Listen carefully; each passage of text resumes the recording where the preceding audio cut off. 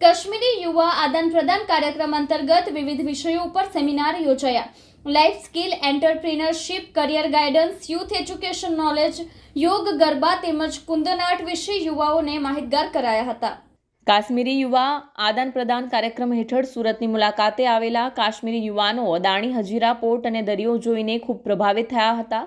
દેશની આયાત અને નિર્યાતના મહત્વના સ્થળ ઉપર પહોંચીને અનેક યુવાનો આશ્ચર્યચકિત થયા હતા।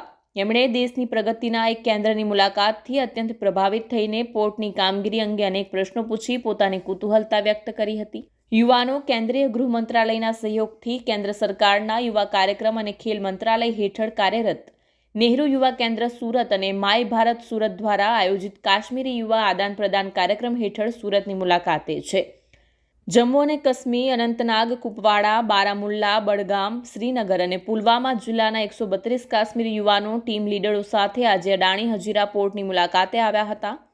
કાશ્મીરના બારામુલ્લાથી આવેલી યુવતી આફરીને જણાવ્યું હતું કે અમે આજે અદાણી પોર્ટ ઉપર ઇમ્પોર્ટ એક્સપોર્ટ કઈ રીતે થાય છે, વિદેશ સાથે બિઝનેસ કઈ રીતે થાય છે તે બધું જાણ્યું, સમજ્યું અને જોયું। અમે જીવનમાં પ્રથમ વખત દરિયો જોયો, વહાણ જોયું। કાશ્મીરી યુવાન મોહમ્મદ હામિદે જણાવ્યું કે અમારો અનુભવ અદ્ભુત રહ્યો છે। કાશ્મીરના શ્રીનગરથી આવેલી યુવતી મારિયાએ જણાવ્યું કે અમે નહેરુ યુવા સંગઠન અને અદાણી પોર્ટનો અદ્ભુત અનુભવ કરાવવા બદલ દિલથી આભાર માનીએ છીએ કે આ એક પહેલાં ક્યારેય નથી થયો તેવો અનુભવ થઈ રહ્યો છે। સારા જફર નામની ઉત્સાહી યુવતી જણાવ્યું હતું કે પોર્ટના ઓપરેશનને બહુ નજીકથી જાણવાનું મળ્યું। ઓટોમેટિક ક્રેન અને ઓછા માનવ શ્રમથી કેટલું મોટી કામ થઈ શકે છે તેવું ઘણું બધું જીવનમાં પ્રથમ વખત જોયું છે। હર્ષદ મહાયવંશીનો રિપોર્ટ, આઝાદ ન્યૂઝ।